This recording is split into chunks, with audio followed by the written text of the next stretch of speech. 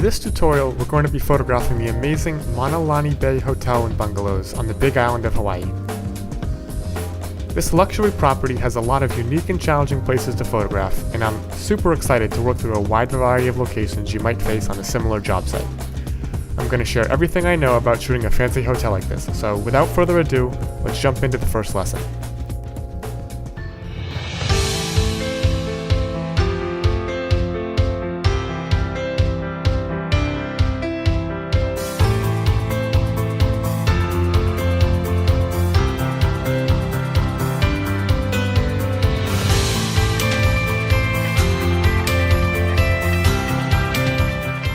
First shot of this hotel and commercial architectural photography tutorial, we're going to be starting with what appears to be the most simple room, the basic hotel with a view. Now for the other tutorials that you may have seen or purchased, I started off simple and we built to more complicated shots. But for this one, if you're buying this tutorial, I assume you know what you're doing and we're going to jump right into the complicated stuff. So although this is the first lesson of the tutorial and a very simple looking shot, it's actually very complicated. If this is the first time you've seen me work, this may be a little bit overwhelming. You may want to skip ahead and take a look at some of my other methods, which will give you a more solid foundation from which to approach this photo. So what makes these so complicated? First of all, they're tiny rooms. That means you can't hide your lights anywhere, but you've got to show the entire thing. So we're shooting very wide. We can't hide lights. The dynamic range is insane. We have almost nuclear exterior, bright overhead noon sunlight, and a completely dark interior with wood-paneled walls. On top of that, for hotel imagery more than any other, things have got to be absolutely perfect. Perfectly clean, perfectly retouched, and perfectly lit. In many cases, a standard hotel room is not going to be the most impressive thing on planet Earth, but it is our job to make them look flawless. So we have to make these rooms look amazing. We've got to show the view, we've got to show the interior, and they've got to be spotless. But that being said, we can't embellish too much. We have to be factual about this. What you see in the picture has got to be there when you show up to the room. Otherwise, what's going to happen is guests are going to go on TripAdvisor or Expedia and say, such and such was in the picture, but it wasn't there, I want a free night, etc., etc. So we have to be accurate and factual while also showing everything that you would expect as soon as you walk into this room. So that being said, keep in mind, this is advertising photography. We have to give it a little bit of sparkle, but again, we can't go so far overboard as to be unrealistic. There's a very fine line here between going too far and doing too little. And for all those reasons that I just mentioned, that is why hotel photography can be so fickle and difficult. So let's get started. Like with every single shot that I take, the first thing we're going to do here is find our composition. Let's be honest here, the angle is going to be pretty obvious. We have to show the view, we have to show the bed, we've got to show the patio and how the room works. But just so you get an idea of how the room looks, I've gone ahead and taken shots from everywhere around the room, and I'm going to show you those right now. Now, from this first shot, you can see I'm standing on the patio looking back towards the room. And honestly, there's really no point to this shot. In a hotel like this, even though most of the rooms are identical, they can charge more for rooms with a view. And in order to differentiate between a room with a view and a room without a view, obviously we have got to show the view so people know what they're going to expect when they pay more money for a room with a view. You're really going to have to read your client on this and sit down and meet with them about what they want. Some hotels are going to want multiple shots per room, but some hotels are going to want one shot of 5 or 10 different room types. And if that is the case, you need to make sure that you're showing the most important aspects of the room with each shot. So while we could shoot from here looking back into the room, that's definitely not the money shot. That is not the shot that's going to get people to open up their wallets and stay at this hotel. We need to show the view if we're going to do one shot per room. So let's go over to this corner by the bed. There are a couple reasons I don't like this shot. First of all, the bed is enormous. It turns into an almost aircraft carrier in size. Way too big, way too dominant in the frame. If you've watched any of my other tutorials, you know that I like there to be space where a human eye or human could walk into the picture and navigate through the frame. The bed is blocking everything. It's impossible to walk through, there's no path for the eye to follow. And again, being this close to the bed, not only is it gigantic, but it blocks a lot of the room. It blocks the couch and the light and the table over here, and it even blocks some of the view. So I'm not too in love with that. Another reason I don't like this angle is that this wall to my left is a bit dull and featureless. While yes, we do get some TV and some of this dresser, there's nothing else interesting on this wall. So now that we know why this angle doesn't work, let's take a look from this angle and see why that doesn't work.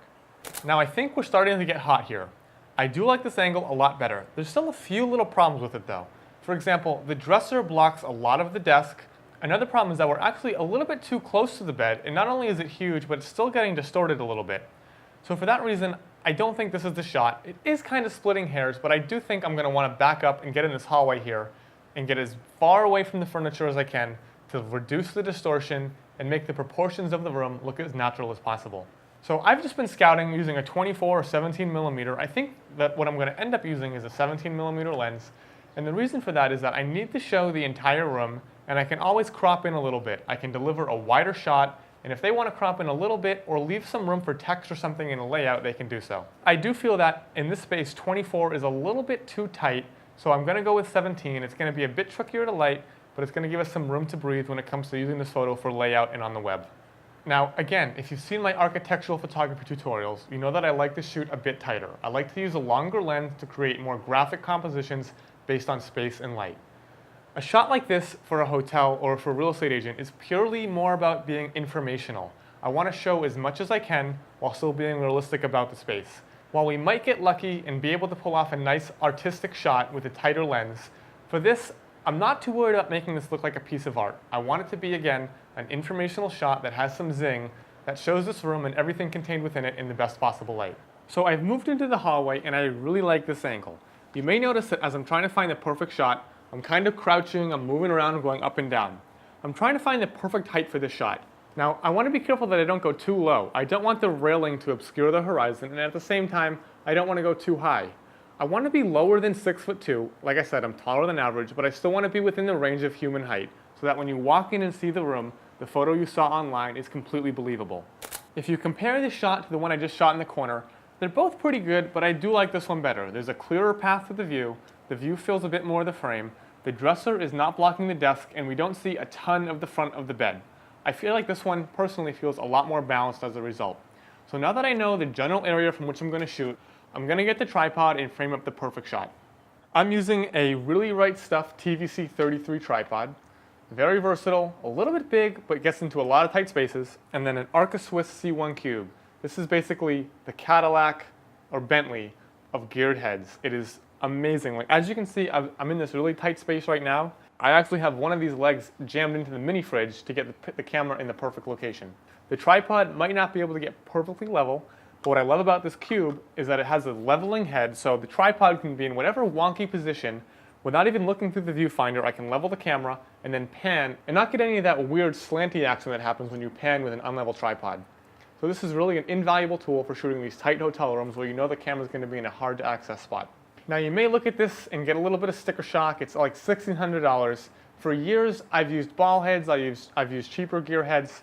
Now with the ball head, what happens is there's always a little bit of sag. So you might dial in the perfect composition, you got it framed up, and then you tighten the ball head and you're going to get that crazy little sag, and you're going to have to fix your verticals in post, which is not really fun. So I recommend a geared head. Like I said, this is the Cadillac of geared heads. You don't need to spend $1,600 on this.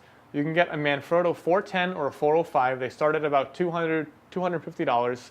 It'll make your life a lot easier. The basic idea of a geared head is that I can turn individual gears and make exact adjustments with no sag. As you can see, as I turn this, the camera stays exactly where I put it, and it does not move once I release it. Now that I've got my camera locked down in the perfect position, let's take an exposure for the room itself and see what we're up against. Now that I've got my composition locked in, the first thing that I always do is stage the scene. I want to go ahead and make everything look as perfect as I can before I start photographing and lighting. When I stage, I start by staging the foreground. This is the closest area to the camera, and as a result, it's very important to get the foreground perfect because the objects in the foreground are going to be much bigger than those in the background. The first thing we've got to work on is staging the bed. There's a lot of work to do, and it's a lot of detail work, so it can get a little bit boring, but bear with me. None of this is out of the ordinary. In fact, it probably happens on every single hotel I shoot. The runner is usually too far one way or another, and we have a huge expanse of white bed. So what I usually do is I end up moving the runner a bit towards the pillows, just to break up that white expanse of bed. Something like that. Another common problem is that the skirt is often not perfectly level. So what I'm going to do right now is I'm going to level out that skirt. To get it nice and even all the way across, I'll lift it up, put some tension on it so that it stays put once I move it. And then I use these A-clamps to kind of fasten it so that it doesn't move. There we go. Right there. And I know that we're not going to see this, so I can let it lay over that A-clamp. Because again, the camera's over there, we're not going to see this bulge. So I've clamped the skirt, I've made it perfectly level. If I look down, and it's looking pretty good. And now it looks nice and taut, nice and even. Another common thing is the linens on the bed. We've got to make them look nice and even and as unwrinkled as we can. So again, I'm going to pull those nice and taut, run my hand over them, smooth out any of those wrinkles. And in a perfect world, these would all be ironed and steamed on site, but I'm going to teach you how to fix that in Photoshop as well. Because as you know, things are not always perfect when you're shooting architecture. Keep in mind that I'm mostly working on this side, pulling it this way, and the camera doesn't see any of this. The camera is only seeing the other side, so when I tighten on this side, it smooths it out to the camera. Now the next thing is the pillows. The pillows are always tricky when you're shooting hotels. They've got to be perfect, nice and plump, fluffed up, perky. So there's a few tricks that I use to get the pillows looking really nice. First, obviously, is we're going to fluff them. We're going to get some life into them and make sure that they're nice and even in the pillowcases. And once we've got them nice and even, I can put them in there. Get this out of the way for now.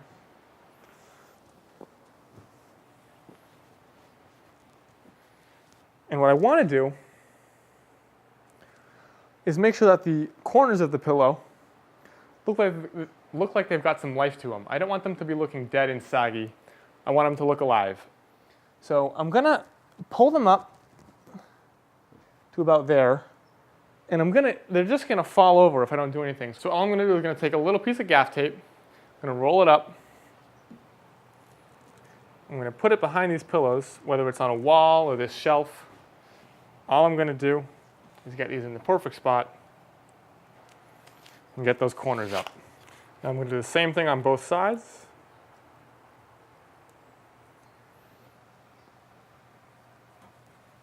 Now we've got the bed looking great. Let's move on to the TV stand. For this TV stand, this is super simple. I want to bring some of these magazines down, but I don't want to overwhelm. I just want to break up that black expanse. So I'm just going to put a few magazines down here. We'll keep them beachy. All right, for the sofa, this is going to be pretty easy as well. I'm going to move this magazine. I'm going to hide this. And just like I did for the bed, I'm going to fluff up these pillows. Make them nice and puffy. Do the same thing down here. Get some life in them.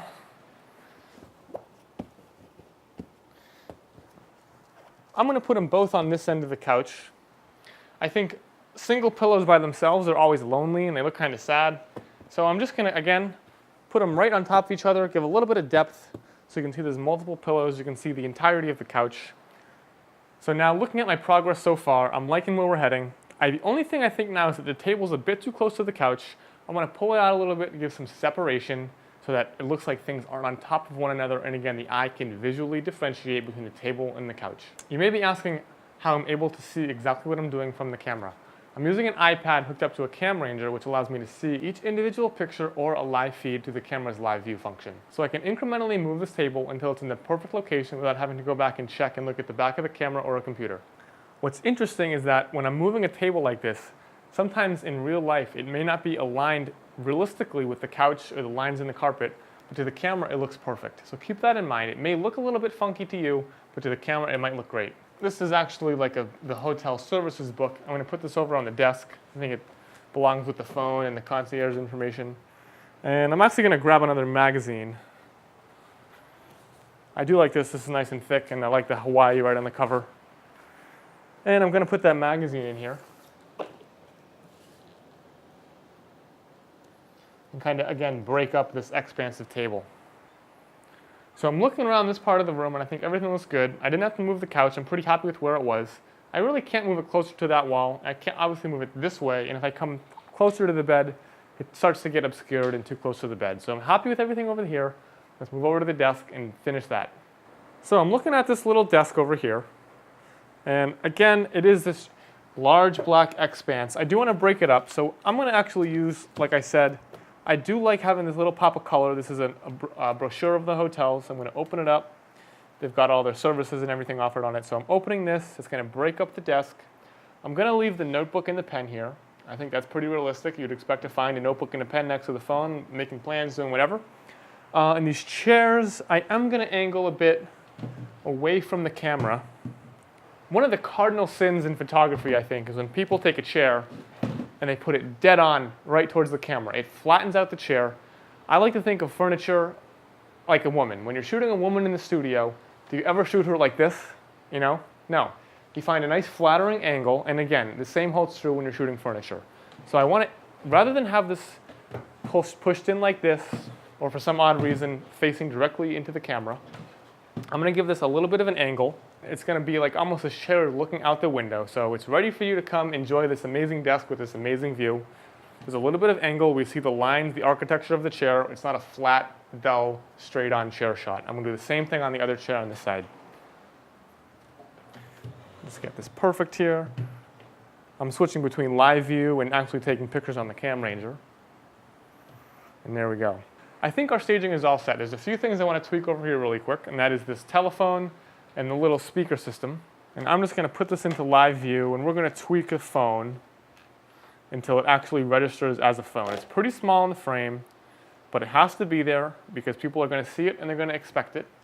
So I'm going to get the phone in the perfect spot. I think that'll do it. So we've got the inside of the room looking great. The last thing I want to do is make that view perfect. I want to stage the outside, stage those tables and chairs, put a little room service out there, and bring this whole thing together.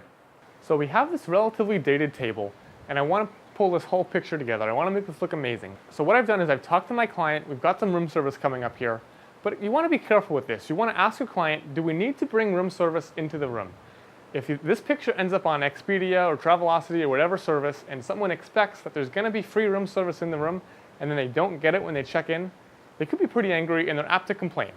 So what you want to do, ask your client, see if, if breakfast is included or something, and if so, go ahead and stage it up. But run it by your client first and make sure what is in the photo is included in the price. At this hotel, there is free breakfast, so we thought it would be okay. So the first thing we're going to do to fix this old ugly table is we're going to cover it. We've got a tablecloth. I'm going to go get that. We'll put it over here, then we'll put the room service on top of the tablecloth. I'm going to just kind of set a scene here, make it look realistic. I'm going to take some napkins, those over the chairs. All right, we've got some coffee here. And of course, we've got flowers. This is Hawaii. Now remember, this might look funky in real life. We're shooting it from pretty far away, but I want everything to register as what it is to the camera. So orange juice glasses, coffee containers. I'm going to leave these teacups. I'm going to give them a little bit of height so you can actually see what they are. And I'm not going to go too crazy with this because now we're so far away from the camera. I just want to give people an idea of what's out there. But again, I want everything to show up. So we've got these orange juice glasses. We'll give them some distance between each other. And I'm going to grab a couple glasses of water, and I think that should do it.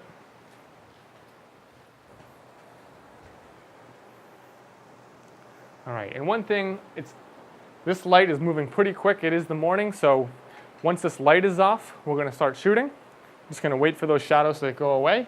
If you were under a time deadline and you had to shoot with these crazy light streaks, you could just grab a bed sheet or a scrim and clamp it up there and block that light. This is a very kind of unique case. You can see how thin these little slats are. So I imagine that'll be gone in just a couple minutes so we can get on with shooting. So all of our staging is complete. My camera is locked down. We're ready to start shooting. This is one of the most important things I'm going to tell you in this lesson. Once you have your camera set and your staging set, do not touch anything. Give a wide berth, right? Walk like a foot away from everything. Just try not to let anything get touched, because if it does, when you have to go to composite things together, it's going to be a living nightmare. So obviously the most important thing that cannot move is the camera. So I'm going to use the Cam Ranger to be triggering everything from now on. I'm going to kind of slowly back away here, get my Cam Ranger, and let's start shooting.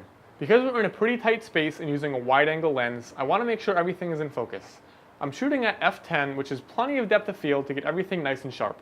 I focused about a third of the way into the frame, and using the Cam Ranger I can verify that everything is tack sharp and ready to go. So let's take the first shot of our room, exposing for just the room itself. We're going to let the background blow out and see what we've got to work with. So as you can see, we've got to completely build the lighting in this room. This is pretty rough, and like I said, we have a crazy dynamic range between inside and outside. If I expose for the interior, I'm at 1/5 f11, and if I expose for the exterior, I'm at 1/200th f11. That's a huge difference in dynamic range. So the first thing I'm going to do is focus on just shooting the room itself.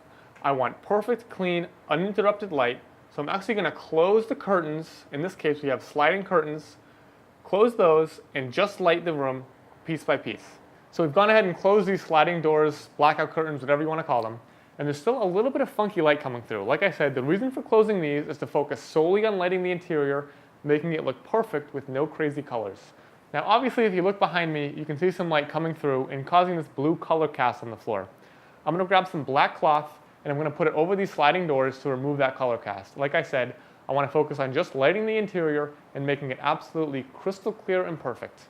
If I didn't have these doors, I'd probably have to use exclusively this black cloth, but most hotels have blackout curtains and you can get the same effect from it. Now that that's done, we have a clean slate to work from, we've got no funky color casts, and we can light this room however we want. So the first thing I'm going to do is increase my shutter speed. I want to kill most of this ambient light and then add flash to bring it back up. That's going to reduce the orange cast from the lights and the blue cast coming in the windows. Again, I've added this black cloth to remove the blue reflections on the floor, but I'm going to let the flash do most of the heavy lifting to ensure a good color. So here's my starting point, and as you can see, it's totally underexposed, and that's what we want. We're going to bring in lights and bring up the interior exposure now. So since we cannot hide flashes in this room, we're going to have to light one half at a time. I'm going to put 2 flashes on this side of the room. We're going to bounce them, and we're going to light this side, and then we're going to move them to this side of the room, bounce them, and light this side. And then in Photoshop, we're going to combine those and make our final picture.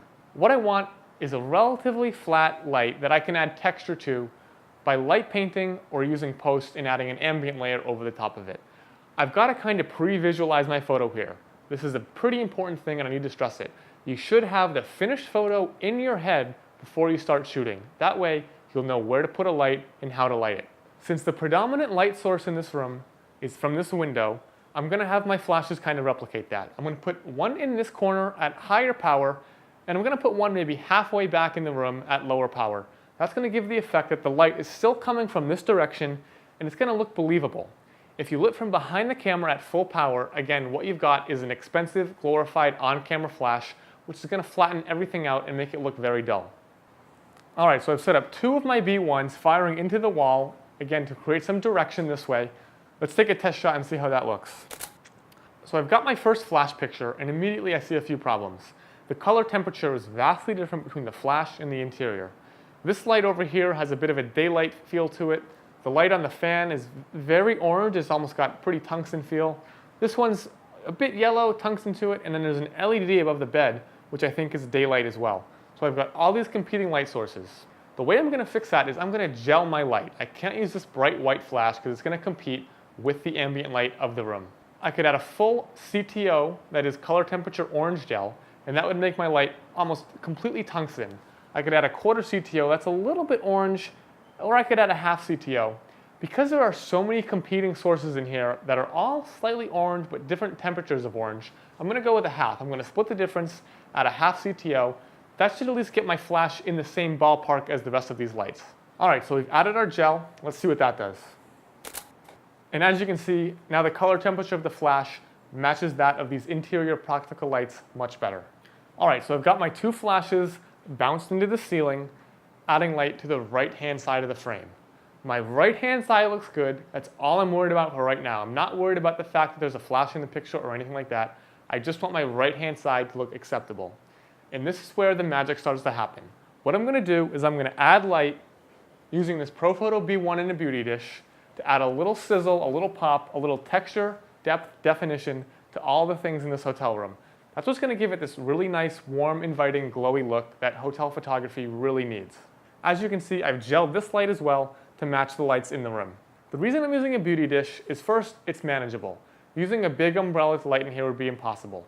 Second is that it's a little bit softer than a bare light, but not so soft as to be too diffuse to lose the effect we're going for. So when I'm adding this painted light, there's no scientific answer. You have to use your best judgment and decide what looks good for yourself. Personally, I like to light the room with my flash to be maybe 1 stop darker than perfectly exposed, and then I use my light painting to bring up some highlights and texture on the furniture and places of interest in the room. So now I'm going to take this, and again, coming from the direction of the window, because that is the predominant source of light here, I'm going to start painting light all over this furniture. Again, use your eye, use your judgment. If it looks good, go with it. If it doesn't look good, don't. One rule of thumb that I like to keep in mind is that I never light from the same direction as the camera. I always light towards the camera. That's what's going to give you the depth, the texture, and definition that's going to set your photos apart. My goal isn't to cover every single thing in this room with light. I'm just hitting the things that are interesting. The top of the table, for example, there's some great wood texture in it. I love the texture on the couch cushions and the wicker of the couch. For example, next to the bed, there's that really interesting kind of wooden light. I'm going to hit that. I'm going to hit the edge of the mirror to give it a little bit of separation from the wall. You don't need to go crazy. I am going to hit the floor. Again, I do like the wood on the floor. I like the way the carpet looks when that texture hits it. So use your judgment and hit what you think needs it. Now I have all the frames for this side of the room. My right-hand side looks great. I'm going to do the exact same thing, focusing on the left side of the room. All right, so I've moved the two lights from this side of the room to this side of the room, and now we're ready to paint this side of the room. With regard to power levels of lights, I'm not going to go into specifics because, as you know, every single situation, every room is going to be different. If I told you my exact settings for this room right now, it would not apply to any other room in the world. You're going to have to use your best judgment and figure out what looks good. Just keep in mind though, we do want to keep our lighting somewhat consistent. So the light towards the windows is going to be brighter. The light towards the bed is going to be a little bit darker. So the last thing I do before I open these windows up is I'm going to bracket for the interior only with all of these lights on. I may not use these files, but it's good to have every combination possible. Just in case I miss something on location, in post I can always pull out the shadows or bring down some highlights using those bracketed exposures. So now that we have everything we need for the bedroom, it's time to open up those doors and take care of the rest of the view. So as you can see in the video, there's a little bit of blooming, there's probably a lot of blooming. There's this white-blue halo around this whole window. Because the edges of these windows aren't defined when we expose for the interior, as you can see we get this crazy blue haloing. Even if we were to expose for the exterior and then cut that in Photoshop, it would not look very good at all. We need to make a nice crisp exposure for this interior, and the way I'm going to do that is I'm going to use flash to bring up the interior while exposing for the exterior. That's going to give us a nice, crisp, well-lit, defined window view, which then we can easily composite together in Photoshop. So the first thing I'm going to do is lower my exposure and take just a shot for the exterior. As you can see, I have that nice dark, cleanly defined edge that I need, but there's no detail in the interior whatsoever. So what I'm going to do is grab my B1 with the beauty dish and fire the flash at the wall, which will in turn bring up the exposure on the interior. That'll give me a nice, crisp, believable photo, which I can then easily composite in to get the perfect view. Now as you can see, we have a nice lit interior and a perfectly exposed exterior. It's going to be super easy now to composite that together in Photoshop rather than trying to fight that extreme bloom caused by just exposing for the exterior with no interior lights. So we're almost done, guys. The very last step is to add some interesting light on this table out here. Just like I light painted inside, I'm going to light paint that table. I'm just going to do one pop. I think it's all we need. It's so far from the frame, we don't have to get crazy detailed with it. There's only a couple things left to do before we finish this up. I'm going to bracket from, again, what the camera thinks is the proper exposure, minus 4 or 5 stops in one direction because we got such a crazy dynamic range, and plus 4 or 5 stops in the other direction. I'm going to do this with the lights on and the lights off so I can avoid the color cast if I have to. We have some crazy lighting in here, and I want to make sure I've got complete control of it. After that, I'm going to use a color checker card, which is going to give me a point of reference to make sure I can get perfect color when I put this all together. Now this may have been a little bit overwhelming to digest. This is one of the most difficult shots that I do with a very, very high production value. If you want to shoot for high-end hotels, this is something that you've got to master. All that being said, let's take all of our pieces, jump into Photoshop, and put it together.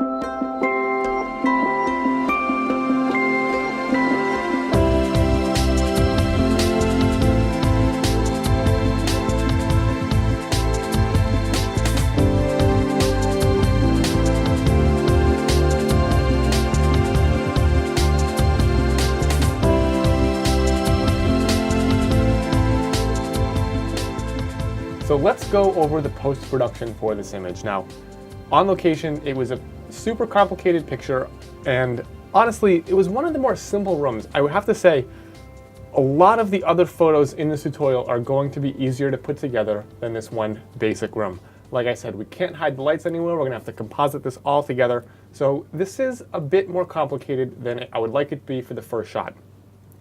For this first lesson, I'm not gonna go into all of this super nitty-gritty, like the fine detail and finishing work. I just want to keep the lesson basic and simple and get you used to kind of compositing two halves of the room together and adding light to get those really pretty hotel images. So like I said, there's going to be a few finishing touches and like some extra really fine techniques that I'm not going to go into super detail with. I'm just going to go over this on a very basic level and make sure that everyone who is following along can keep up. If you haven't done anything like this before and you feel like following along is a little bit too overwhelming, that's totally okay. I just want you to watch and I want you to get the gist, the general idea for how I'm piecing everything together. I will be teaching some more advanced kind of finishing touch techniques in further images. If you are following along, you can take those techniques from later and come back to this image to apply them here if you really want to flesh out the entirety of this shot. For this tutorial, I am going to be using Adobe Lightroom to prep all of my images for Photoshop. Now, some of you guys might use Aperture, some of you might use Capture One. Whatever your choice of raw processing is, I want to give you a brief overview of how I prep my files for Photoshop. I want to match all the white balances, get all the colors at least in the ballpark. I can tweak them perfectly in Photoshop. I want to pull up some shadows and pull down some highlights while I have all that raw information to work with. If I export these to JPEG or export them to PSD or whatever, I lose that raw data once I get into Photoshop. So I like to go ahead and make sure I get all of the information I can out of my files so I get the best possible quality file at the end of it all. Now, for the purpose of keeping the file size of this tutorial manageable, we are going to give you guys the JPEGs. I'm going to prep all the files in Lightroom for you, export these JPEGs right to my desktop, and then I'm going to work on the same JPEGs that you are. Alright, so let's dive into this image. We'll do a little bit of touching up in Lightroom and get right into Photoshop. Alright, so here down on our film strip in Lightroom, you can see these hundreds of images from where we just chose our initial composition. There's really no staging done or anything until our first image where we're using the light on the left-hand side of the room to light the right-hand side of the room. Now, I'm just going to use this as our kind of base image. So what I'm going to do is I can show you all of the other images I've selected. Now you can go through and look at all of these if you want, but some of them like the flash didn't fire, or I was in the wrong spot, or I'm just tweaking, and you saw a lot of those on location. You kind of got me running around here with the light in my hands, flashing everything and getting that lovely texture and color and depth out of all the different parts of the room. So before we get into editing this shot, I need to go through and extract the frames that I'm actually going to use in the final composite. Now when I'm in Lightroom, I kind of have to remember back to the shoot and remember what my idea was, what I was going for before I start culling. So if you'll remember, I wanted to light each side of the room independently, so bounce the lights into the left to light the right, bounce the lights into the right to light the left, and then add some light painting in between there and really get the life of this room to come out. So I need to go back and look for shots that kind of exemplify the look I was going for. And I'm going to rate those 1 star and just kind of set those aside here in Lightroom and use those for my final image later. So if I go through, you can kind of see, like, if I go back to the left on the film strip, I was still getting ready to shoot. And if we go forward, you can start to see when I get in there with my softbox and start painting light. And like, for example, this one, it looks like this light doesn't really spread too much. It's only this one tiny little spot. I want a bit wider light, a bit softer light over everything. So I'm going to look for a better one. This, I feel like, again, I kind of missed the couch entirely. I'm in the mirror and you see these fingerprints, so that's really no good. And it might take a while before I actually figure out the perfect power setting and all of that. So if you kind of want to keep an eye on this and look, the shots that I've selected have nice wide coverage of whatever object I'm trying to hit. And on the whole, I'm not going tiny with it. I'm trying to get like a wide area. If I back one up here, you can see I've only sort of hit the top left of the bed, and in the shot I've actually selected, I've hit the entire bed. You can see some of that cool shadow come around, and you have nice, even, consistent light across the entire surface. If you look at some of these images in comparison to the ones that I chose, you can see, like, for example, the floor looks really hot here, but over here it's much more even. I might use that piece for the floor. If I come back, you know, this looks like I missed entirely, or there's almost no light hitting the subject. I'm just looking for individual pieces of each frame that light a certain part of the room in a nice, soft, even way. Sometimes your power's wrong, sometimes you feather the light a little bit weird. The more even your light and your light painted highlights, the better. You didn't want crazy amounts of fall off, you don't want to be too close to the object because you get a really bright part of the scene close to the light and then too dark far away. But if you kind of find that balance and find that nice, soft, even light over everything, you can take those out and seamlessly blend them together into your final shot. All right, so Now that we've picked out some of our interior images, here you can see us bracketing with all of the lights off, just the practical lights inside. Now it's time to kind of focus on the exterior and that window frame. When I'm calling for the window frame, I want to make sure I have a nice, crisp, evenly lit piece of wood with no haloing or no, you know, like when the exterior is so blown out, you get that wavy edge and it's kind of fuzzy. I don't want any fuzzies. I want everything, again, to be sharp and crisp so that I can easily trace it out in Photoshop. The intensity and quality of light is pretty even from left to right here. It's not like this is super bright and this is super dark. And again, I don't have any awful reflections. Like, for example, I'm really trying to avoid reflections like this, that kind of white hot spot. And you can see if I go back a couple images, this gets rid of it entirely. So you want to have nice, even light, no bad reflections, no fuzzy edges. And it might take a couple attempts before you get that. But again, by looking at the Cam Ranger, you'll know exactly what you get before you come home and save a lot of headache in Photoshop. Lastly, I need to make sure I have some good ambient only frames. These are what I'm going to blend in to make everything feel very natural. If you only use flash to put your composites together, it's going to feel a bit flashy, a bit fake, and bringing back in some of those ambient only frames at a low opacity can really tie everything together, kind of make all your compositing much more believable. In this case, I did it with the lights on and the lights off. If you find that you're getting a funky color cast with the lights on, you can take an ambient frame with all the lights off and get perfect, clean, consistent color from front to back, which is, it might come in handy, I'm not quite sure yet. So this is how I cull in most all of my lessons. I'm not going to go into super detail about it because it's kind of boring, but I wanted to give you an idea of what I'm looking for before I take my pieces and jump into Photoshop. So let's take all those images that we've chosen and go ahead and filter in Lightroom. I like to use the stars and the colors. If you have your own method for this, do whatever works best for you.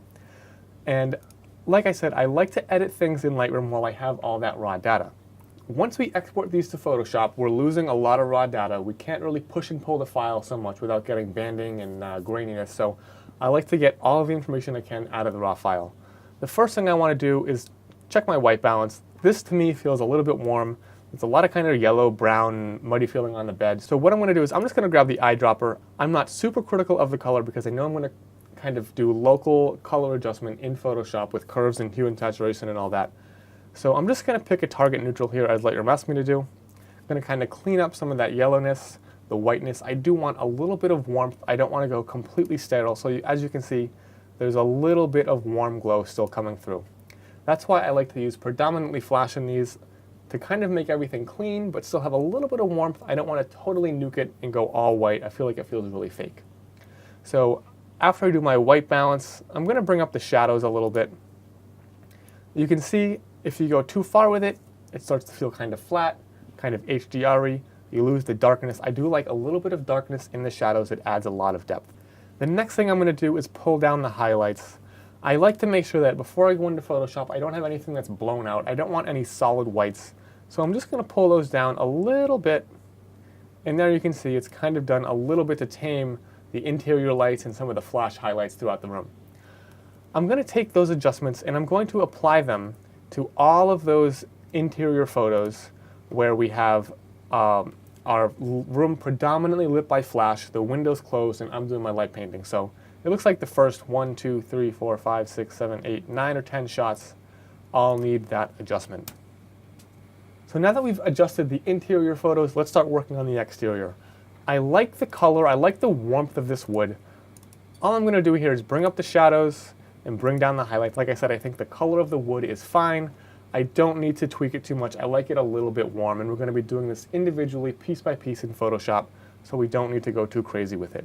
Again, I'm going to apply those. I'm going to Shift Command S to synchronize all of those settings across those 4 photos in Lightroom. Next, I need to sort of adjust for these exterior only photos where I was lighting the outside with flash. In this case, we do have a pretty big hotspot over here. I'm going to pull down the highlights, not too far. If I go too far, it looks ridiculous, but maybe just like halfway or so, and pull up the shadows a little bit as well. It might be a little dark out there overall, so I'll just bump it slightly. I'm just eyeballing this. There's no scientific method.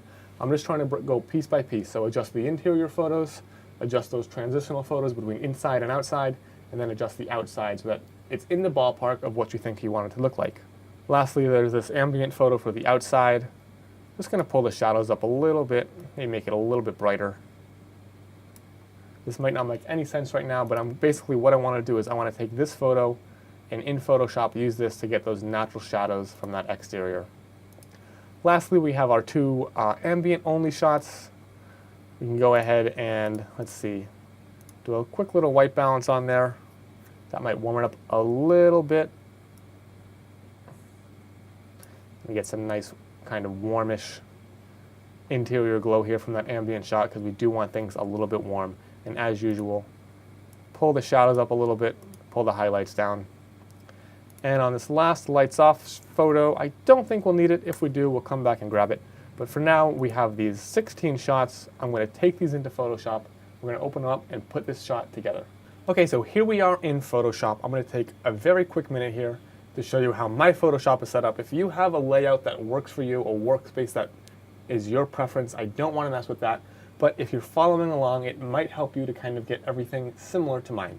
All right, so I have my application frame unchecked. If you go to Window, Application Frame, I like to have that turned off. And if you go to Photoshop's Preferences and go to General, then if you go to Workspace, I have Enable Floating Document Window Docking off, and I have Open Documents as Tabs off. That's pretty much all you'll need for this tutorial. I don't have any crazy custom shortcuts or anything, and the first time I use the tool, I'll tell you exactly what I'm doing so you can follow along. And then if you want to set things up to your preference, to your taste, feel free. Again, this is just so that we're kind of on the same page and don't have any trouble with windows sticking to one another or anything crazy like that happening. For every lesson in this tutorial, I have all the JPEGs ready to go for you, and here's what I want you to do. You're going to go to File, Scripts, Load Files into Stack, and you're going to go to Browse, and then navigate to this Lessons folder, and within each lesson there will be a folder containing all of the files for this lesson. You can go ahead and click all of them. You can Shift click or Command or Control click, select all of those files, go ahead, click Open, and then click OK. This will load all of those files into a stack already aligned on top of one another, so it'll be super easy for you to edit these in Photoshop. If you are using Lightroom and you want to go straight from Lightroom, you can right click and you can hit Open as Layers in Photoshop or Open in Photoshop, but Lightroom does have great integration with Photoshop. That is why Lightroom is really my tool of choice for this. All right, so here we are in Photoshop, and as you can see on the right-hand side in our Layers panel, we have all of our files lined up ready to go. I'm going to go ahead and turn all of these off, except for the bottom two. Now once we get down here, you can see everything is perfectly lined up. The image is perfectly on top of one another, so all I have to do is add a mask and brush away the top layer to reveal the bottom. So the first thing I need to do here before I start doing any crazy compositing is make my base layer, and the base layer is what I'm going to build everything else in this image out of. So I know that I lit the left-hand side of the room and the right-hand side of the room, so what I want to do is I want to hide the light in the middle of the frame here. And as you see, layer 15, I've lit the left, layer 16, I've lit the right, so I can basically just erase, using a mask, just erase this light from the scene and reveal the layer below it.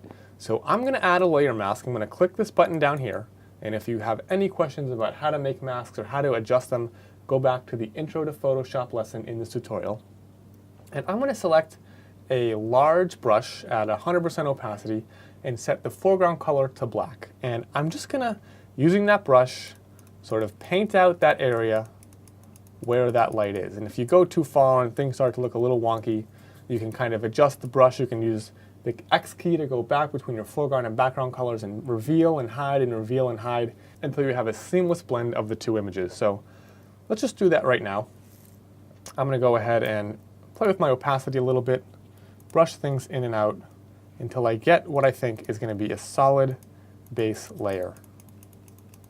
Again, just combining those two images to get one image that does not show any lights in it or have any hint that we had to take our lights on the right and the left and then put them together. I'm not worried about the ceiling. You can see that the The ceiling fan looks like it moved in the wind. I know I'm going to replace the ceiling and the fan later. But for right now, this looks pretty good. As you can see, I've effectively erased that light stand and the light and the hotspot from the frame using a mask. Now I can go ahead and I can group these two together. I can just select both, hit Control or Command G, and I will double click to rename this layer. I'm going to call it Base. And I'm not going to worry, the next number 14 layer here is the ambient interior frame. I'm not going to worry about that for right now. What I want to do is now start using our light painted images to build up the interior of this shot. So let's go ahead and turn on layer number 13. And this is kind of this little sitting area right in here. I can go ahead and I like to do this. I like to add a black layer mask. So I'm going to alt click the add layer mask button, add a black layer mask. Taking my brush, my preference is to start with my brush at 30% opacity. You can go 80, 70, 60. I like 30. It gives me a very easy kind of natural blend with a soft white brush. And I'm just going to start painting in that light painted area, making sure I don't go too far over the light stand. If you do go too far, set your foreground color to black and paint it back out. I'm going to zoom in a little bit here. Make sure you don't get my leg. All right, so we've added our first little light painted area. Let's go up for number 12 and do the couch here. Same thing, I'm going to alt click to add a black layer mask, take my brush, set the foreground color to white by hitting X, and I'm just going to paint in the highlight on that couch. If you go too far, you can switch your foreground color and paint it out. You want to make sure that you don't get any of your of the light, of my body parts, anything like that, and you can shift click on that layer to disable the mask and see what is underneath it. Next up is the bed here, number 11. Same thing. I'm going to alt click, add a black layer mask, take a brush, set the foreground color to white, and I'm going to paint that light painted frame in over the bed. Now if you go too far, you start accidentally painting over our previous frames. So you want to make sure that you're careful and you want to paint out any of the excess.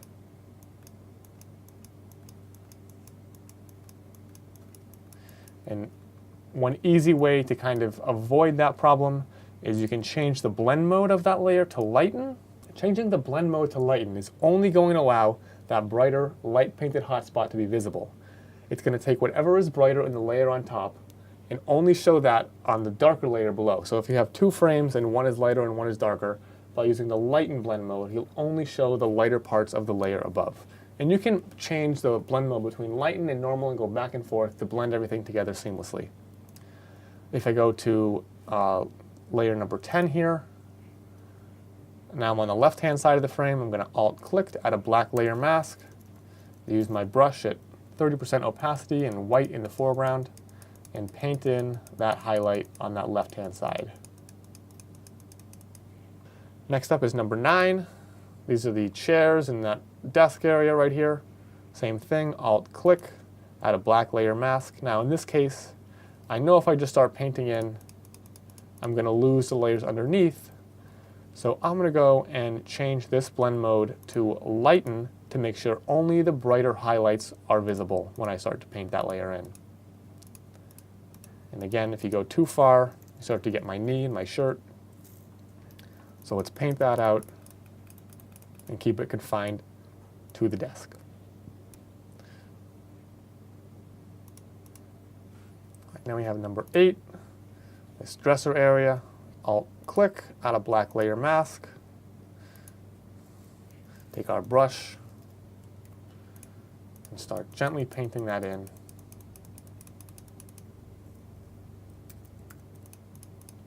Again, using a nice soft brush and maybe 30% opacity to sort of cover our tracks.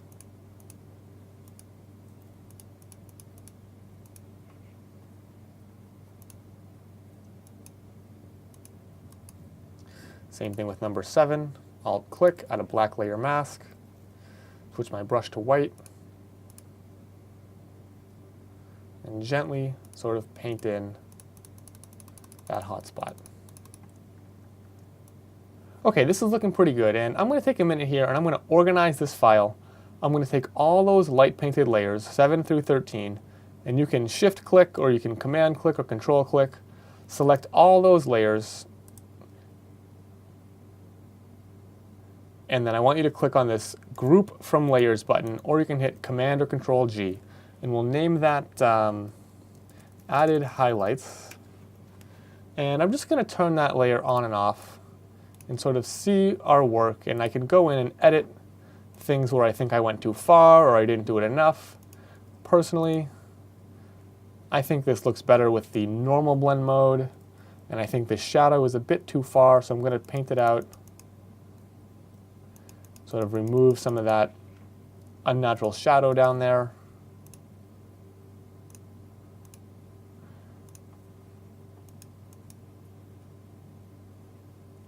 And I can zoom in and make sure my mask is nice and clean along the edge of this bed.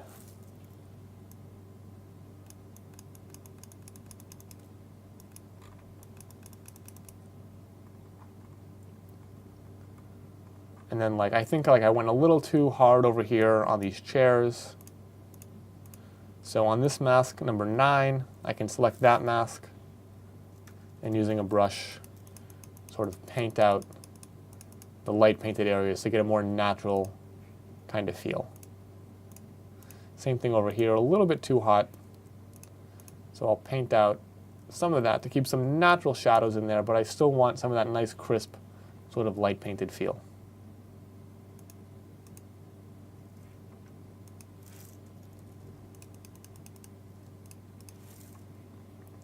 And now if you want to adjust all of these layers, you can actually add a mask to the group, and then you can mask out parts of the group accordingly. So if you want to take a big soft brush and you feel like this whole floor is too bright, you just want to take some of that out, you can adjust the entire group at once by working on that group layer.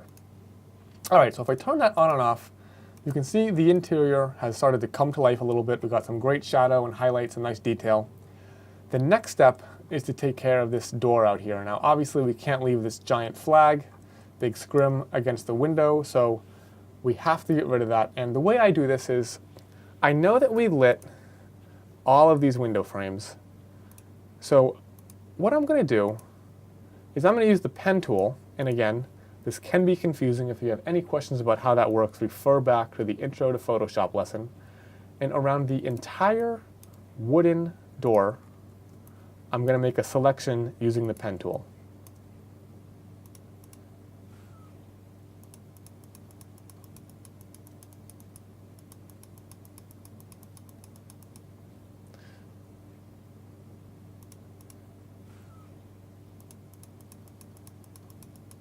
When you're doing this, guys, make sure that you go and get around all of the furniture, but make sure that you keep the entire window and door frame intact. So I'm going all around the desk, around the little brochure here, up the back of the chair.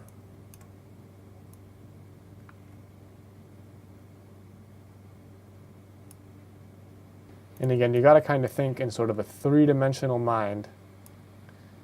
You can't just slice right through the lamp to get the door. You got to go all the way around the lamp and make sure that you're only selecting what's behind the furniture. So I'll have to come back down and get pieces that I've missed. So I'll come up here, and then I'll make sure to come down and get this little piece right here. And then I'll come over and get this little area like underneath the armrest in the couch.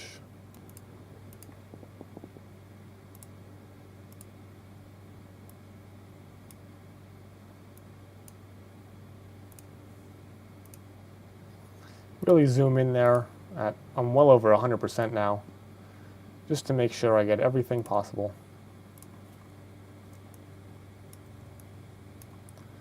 And lastly, it looks like we got to come down here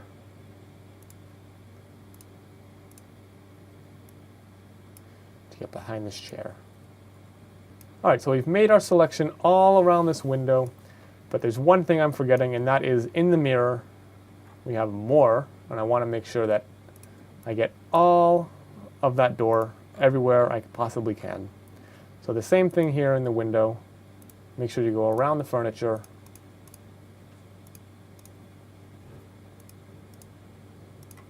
All the way up to keep everything very realistic. Okay, so our path is complete and we need to turn this into a selection. Let's go ahead and hit Command Enter or Control Enter if you're on Windows, and that's going to turn all of that pen path into a selection with these little marching ants everywhere. I'm going to feather the edge of this selection, so you can go to Select, Refine, or Modify, Feather, or you can hit Shift F6, and I like to feather my selections by like 1 pixel. Go ahead and click OK. That's going to give a nice soft edge to everything. Now what we're going to do is I'm going to make a new group. I'm going to come down here and click on this Create New Group button, and I'm going to rename that group, we'll call it Door, and I'm going to apply this selection to the group as a mask. So go ahead, click this Add Layer Mask button, and if I Alt-click on that, what you see we have is a perfect mask around the entire door, all the windows, and the mirror. And from there, we can start building our exterior scene. So Alt-click to turn that off, and let's drag layers 3 through 6 into that door group. Now, what I'm going to do is I'm going to turn on layer number 6. And what that is that right-hand side of the door, but it's, if you'll notice, because it's in the group with the mask on it, the mask constrains that picture to the window frame. Like you can see where our legs get cut off down here. Now this is where the fun begins, right? You can go ahead and I'm going to have you Alt-click to add a layer mask filled with black on that layer. We're going to select a brush, and working in this group on this layer, I'm going to start gently brushing in the right-hand side of that door frame. What that does is that reveals our light painted door frame without any haloing, any muddiness, any weirdness. We get a perfect cutout of that frame. I'll do the same thing on the right-hand side, on the mirror here.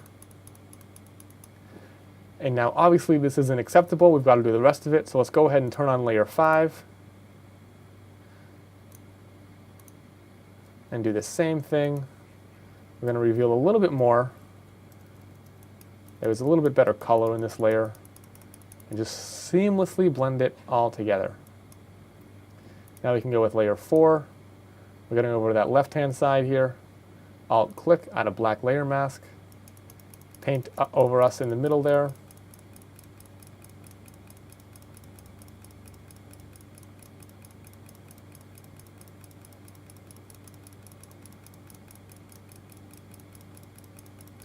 Revealing more and more of that door, getting rid of all that flag.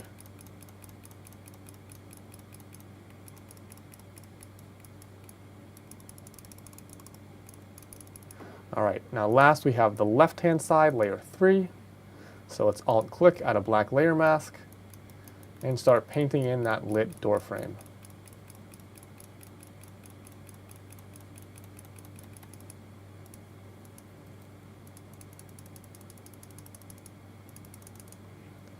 What I see, it looks like it's a little bit faded up here. You can refine this as much or as little as you want.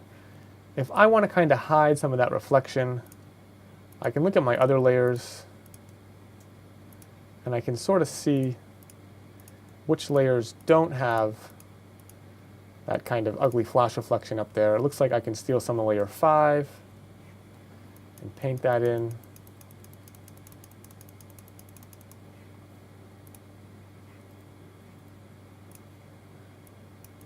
And just going back and forth, refining that mask until I get a perfect natural blend of that entire door frame.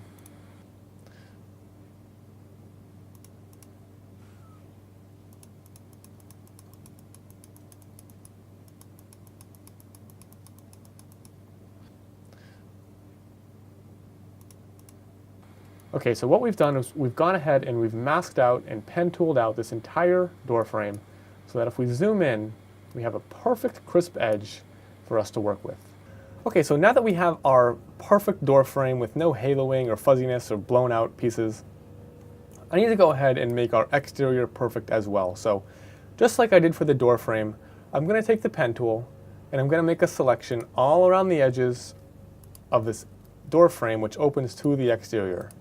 It's just kind of nested, like we keep going wider and wider with it until we refine the entire picture to exactly what we want with the best pieces of the interior and the exterior. So again, I'll go all the way around that door frame. I don't need to go that far. Let's go to the edge of like the patio here. Again, using the pen tool to get that perfect.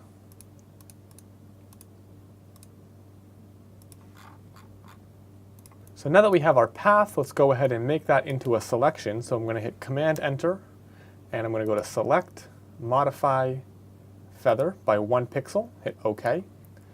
And I'm going to make a new group, and I'm going to call it Exterior. And I'm going to drag and drop layers 1 and layers 2 into that group. Now I'm going to select the group, and using that selection, I'm going to add a mask to the group, which if I alt-click on, you will see is just a perfect white revealing mask for the exterior. Now if I go ahead and turn on layer 2 here, what I get is that nicely lit exterior frame within the window, perfectly cut out, with no, again, no haloing, no fuzziness. We just have a perfect view. But to me, this looks a little bit fake, so I'm going to take my layer number 1 here, this exterior ambient layer. I'm going to turn this on. I'm going to alt-click to add a black layer mask.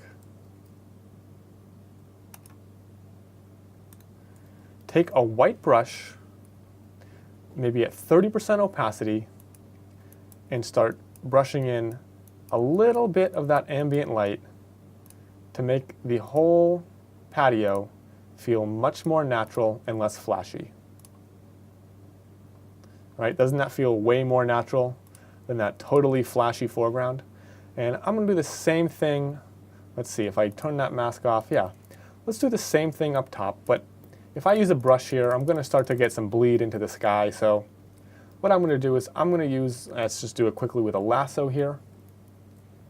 I'm just going to lasso that upper sort of edge of the frame. And I'll come around, something like this. This is just going to confine the brush to this area, so when I brush that back in,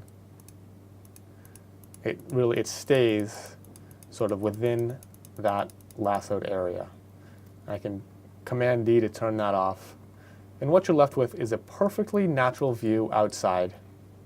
That might be a little much, so like maybe we can take our brush and refine things a little bit, paint away some of that to make it a little brighter, to get something like that.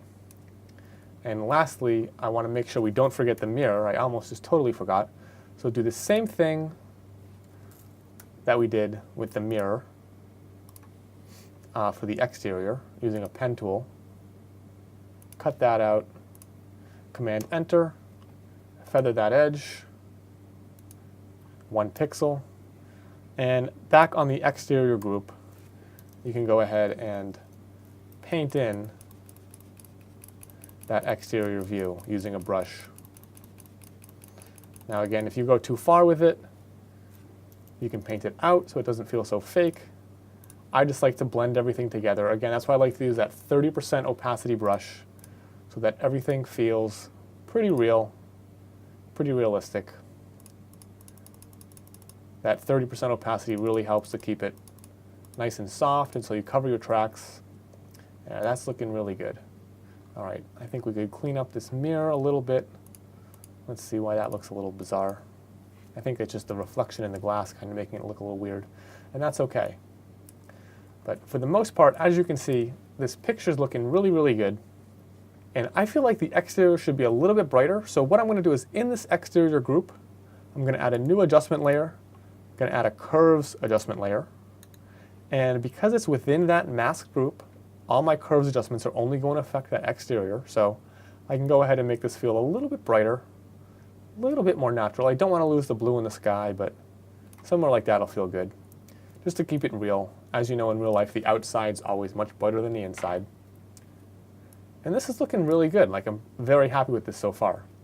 I think we have some color correction to do, and I still have to fix our blurred ceiling.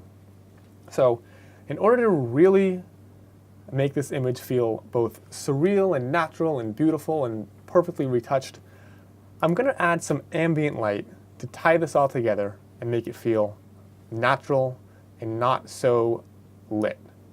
So I'm going to take my 14 layer here, number 14, drag it all the way to the top just so we can easily keep working on everything. I'm going to go ahead and turn that on. And using the pen tool, what I'm going to do is let's start with the ceiling. So I'm going to pen tool the ceiling out, just following that seam between ceiling and wall. Get right in there.